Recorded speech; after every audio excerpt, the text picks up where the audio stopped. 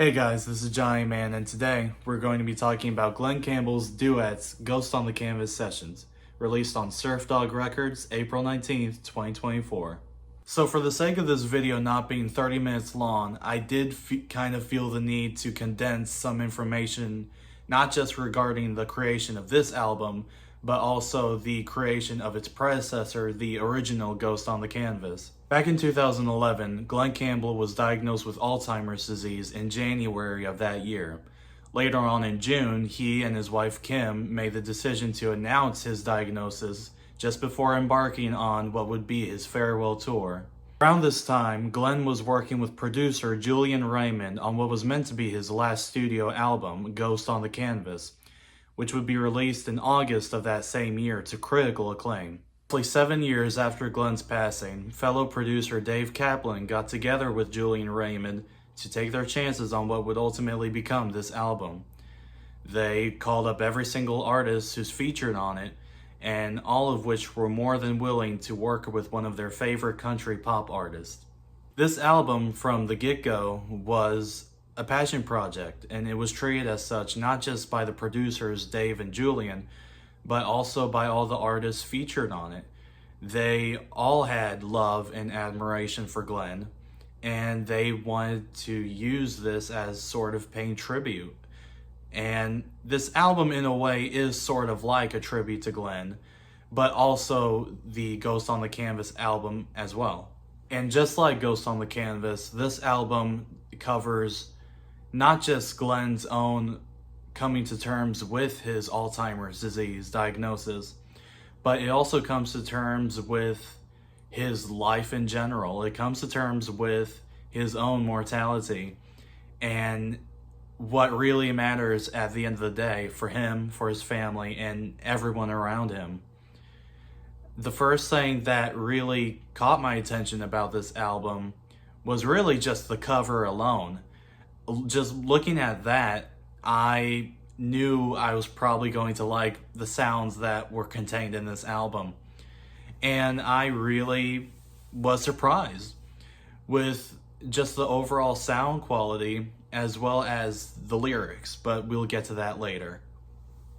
The album opens up with a brief but beautiful vocal intro. And as easy as it would be to say, oh, it's just a warm-up, you can listen to it and tell that they're obviously giving it their all. It's very reminiscent of the Beach Boys' Our Prayer, and it really kind of sets the mood for what you're about to listen to on the next track. That track being track number 1, There's No Me Without You, featuring Carole King. What a gorgeous song to open up this album. I mean, it is, of course you have to listen to it to believe me, but it is so incredibly beautiful. Glen and Carole sing so well on this song together, and especially listening to these songs now after Glen passed away, it just adds a lot more meaning to it, a lot more emotion. And I believe even Carole was kind of having a tough time singing this one because she was trying not to cry. And it is just, it's easily one of the best songs on this album. What sounds to me like the harpsichord during the bridge going into the chorus, just that part alone is so, I don't know, it's so pleasing to the ears. It's so beautiful. The whole track is just so good. I can't give this song enough praise. And it's just, there's no better way to end this song than with the simple lyrics, I love you. After which it almost medleys its way into track number 2, title song, Ghost on the Canvas, featuring Sting. And I'll admit that even though I've listened to this album countless times, and I've tried to do a little research here and there, I still haven't fully understood what this song means. It is incredibly poetic, if not one of the most poetic songs he ever did. To me, it's a song about, like, the journey of one's soul on this earth. And I might have seen similar stuff like that on the internet, just whatever I could find to get somewhat of an understanding on this song. It is, the lyrics are, for this whole album alone, the lyrics stand out. It begs repeated listens to even grasp an understanding on what some of these songs are talking about. You really have to kind of listen. But with that being said, it's still, again, it does a great job following track number one. And it is an incredible song. And although Stain doesn't sing a whole lot on it, he still sounds fine. I mean, he doesn't sing as much as Glen, but he still does a really good job. This is something he really wants to do, obviously. I also love the way it closes out with this almost explosive finale with the strains, all of the instrumentation. Glen is just pouring his heart and soul into singing these lyrics. And it's an incredible song. It is just absolutely incredible. Track number 3 is Hold On Hope, featuring Eric Church. And I think this song is a lot more, it's easier to understand in a way. Like, it's a lot more simple with its delivery and the message. It's a song about persevering through hard times. And how even at the end of the day, if we have nothing, we still have hope. And sometimes that's all that people have. And it's a really uplifting song. And again, just like with the last two songs, both Glen and Eric do such a great job singing together. There's a lot of really neat vocal blends. And it's just, I keep saying these tracks are just beautiful or incredible, but I mean, it's true. And it's really uplifting, and it's a song that I think a lot of people can relate to. Side 2 opens up with track number 4, The Long Walk Home, featuring Hope Sandoval. It is easily one of the most lyrically beautiful songs on this album.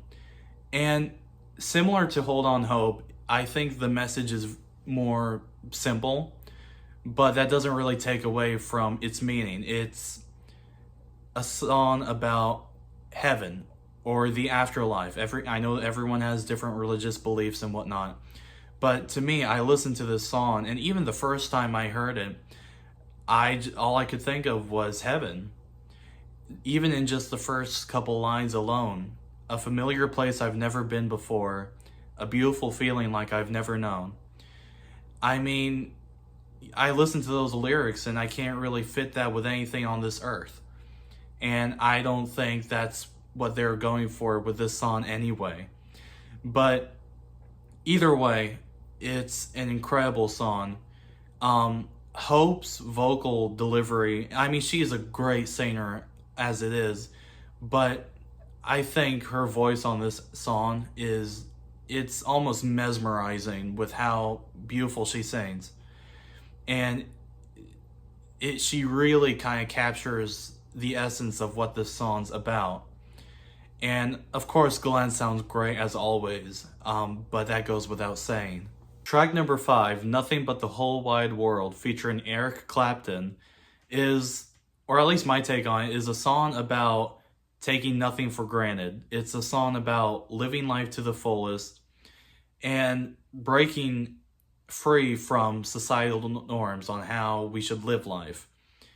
And it's a song about enjoying what we have and how God just wants nothing but the whole wide world for us to enjoy. And it's a really neat track. It's one of those songs on this album that was actually re-recorded in the studio.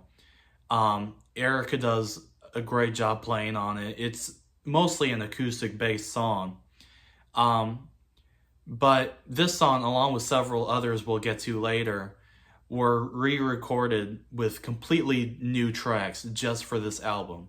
So in a way, it really kind of adds to how significant this album is in not just paying tribute to Glen, but the Ghost on the Canvas album itself. Side 2 ends with going into rock and roll territory with track number 6, In My Arms, featuring Brian Setzer. Similar to track number 5, this song is about living life to the fullest. It's about not taking things for granted And it even heavily implies that in the lyrics in the chorus, live it on the recent, live it on the now, give me an easy way out. And it's a love song in a way. It's a song that can be dedicated towards your significant other, and about how even if you don't have anything else, you can still feel safe and free in the arms of someone you love. And I'm not sure, I forgot to look this up, but I'm not sure who plays the solo for this song, but it sounds very much like a surf rock kind of thing. So I'm willing to bet that might have been Glen, but it could have been Brian, I'm not sure. But either way, it's a very catchy song, very rock and roll sounding. And of course, that's territory that Glen is all the more familiar with. Side 3 opens up with track number 7, A Better Place, featuring Dolly Parton. To me, this song is about, I think, talking to God about what you've been through, about reflecting a little on all the ups and downs you've had in your life, but also looking forward to the life hereafter. I think it's, like, especially the more I listen to it, the more I think of how beautiful it is in its simplicity, because it's very similar to The Long Walk Home. It's simple in its delivery, but the message it's very powerful. And of course, Dolly and Glen sound very well together, especially around the end. They sing some really high, beautiful harmonies. Track number 8, Strong, featuring Brian Wilson, is without a doubt one of the strongest songs on this album, no pun intended. It is, again, like, it's more than poetic. It's very autobiographical, not just for Glen, but for Brian as well. They've both had, you don't have to do a lot of research to look into the kind of things that both of these great artists struggled with throughout their whole lives. They have been through many downfalls in their life, and it's a song about how no matter how many odds seem to be against you, you want to show not just those that you love, but you also want proof to yourself just how strong you are and how you're going to persevere, how you're going to get through whatever's afflicting you. And just like with other tracks on this album, this song the track itself was made brand new just for this album. And of course, Brian does a great job producing it, both vocally and musically. This song was directly inspired by an earlier song that was written by Brian called Guess I'm Dumb, which is featured on one of Glen's earlier solo albums. And even musically, it sounds very similar to Guess I'm Dumb.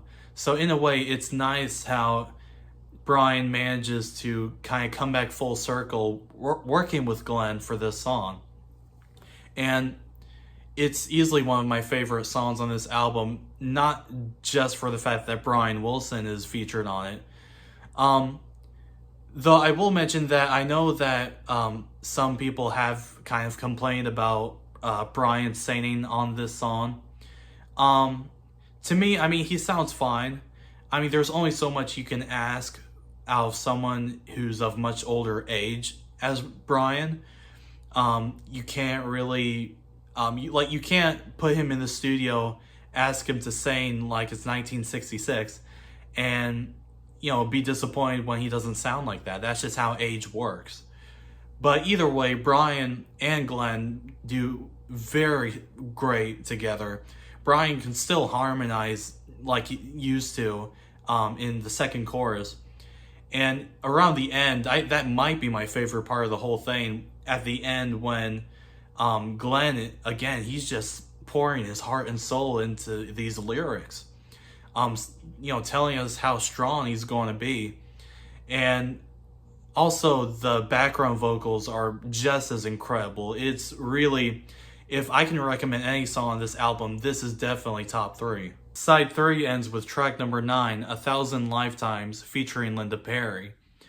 This song is about reflection. It's about reflecting on all the downfalls, the faults, and the sorrows that you've had in life, and about how you've persevered through all of that, and how after going through everything you've been through, you will just never take anything for granted again.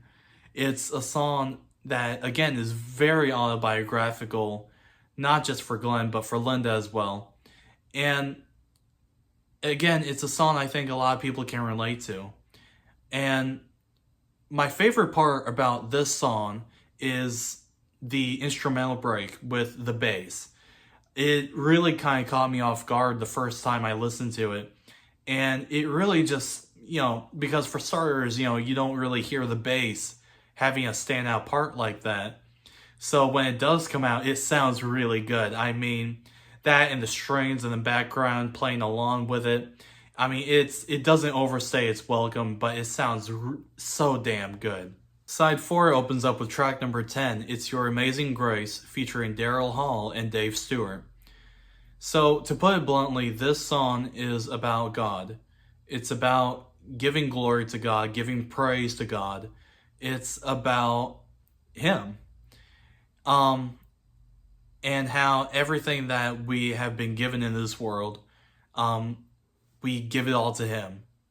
And with Glen being of Christian faith, this song really brings that to the spotlight. Other songs on this album may kind of mention that, but this song definitely, in terms of how Glen wanted to express his faith, this song I think is the most faithful to that. And of course, as always, both Glen and Daryl Hall, they do such a great job singing together. You can really feel the emotion in their voices as they sing these lyrics.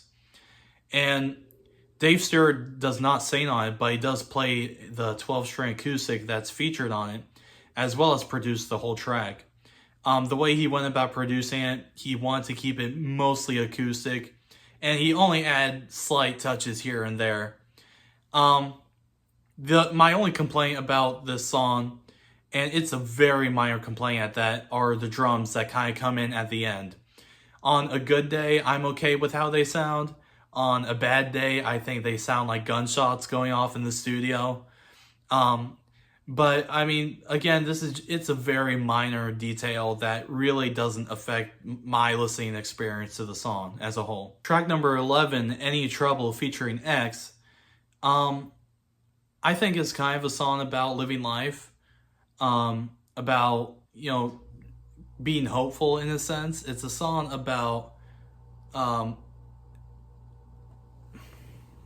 track number 11, Any Trouble, featuring X, is more of a punk rock sounding kind of song, and the reason why it does is because, again, this is another one of those re-recorded tracks, mainly for this album. It's a neat sounding song. It's not one of my favorites. It's kind of just there. But, I mean, I don't have any complaints about it. I can listen to it. I always do whenever I listen through this whole album. But, I just don't really have anything much to say about it. It's okay. Then we get to the last song on this album, track number 12, I'm Not Gonna Miss You, featuring Elton John. This song, that and Ghost on the Canvas, are the two songs on this album that I had the toughest time trying to figure out and wrap my head around as to what they meant. And I've listened to this song so many times. I've listened to this album a bunch of times. And every single time I got to this song, I could not figure out what it meant. At first, I thought this song was about living after death, about one spirit that can still be around us after death. I listened to lines like, I'm still here, but yeah, I'm gone. I thought it was about life after death in that sense. But then, as I did more research and video watching about Glen's battle with Alzheimer's, it then kind of painted the picture as to what this song truly meant.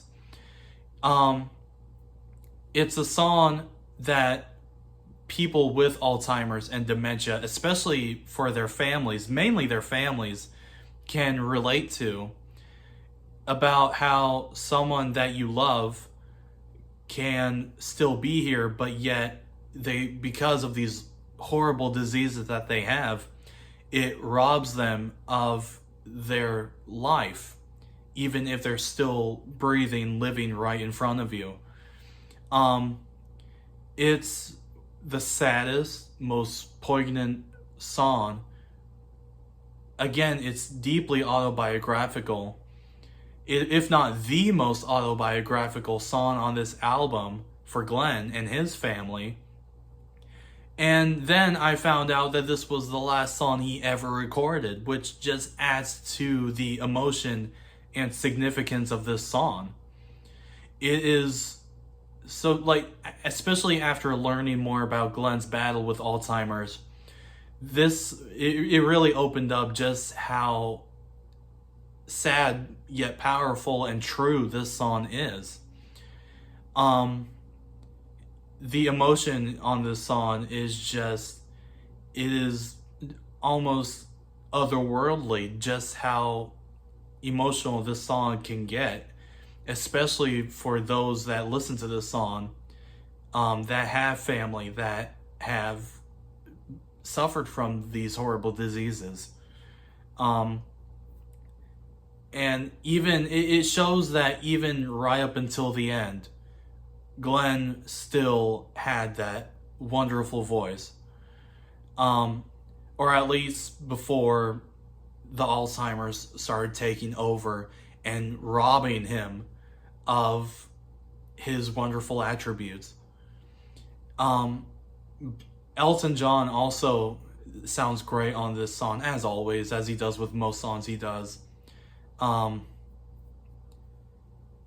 He also featured this song on his, I believe it was 2020 COVID lockdown sessions that he did with all sorts of other artists. I'm pretty sure this is the same version that's featured on that album. I could be wrong. But at the end of the day, I think this is, I really kind of opened my eyes to this song in particular and just how meaningful it is. Is definitely one of the most emotional, sad songs on this album.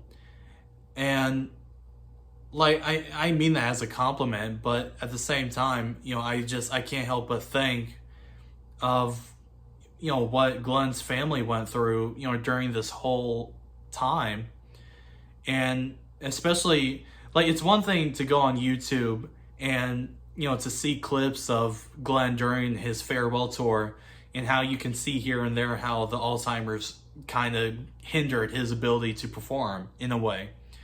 It's one thing to see all that, but I think what is even more tragic is what we don't see, especially during the end stages of Alzheimer's. If you or any family you may have that has any of those diseases, you know how it's just going to get worse and worse until the very end.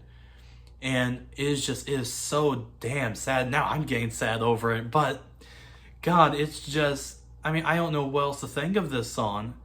I mean, I'm glad I figured out what it's about, but it is so, I keep repeating myself at this point, it is just so damn sad. It's one of the most emotional songs on this album.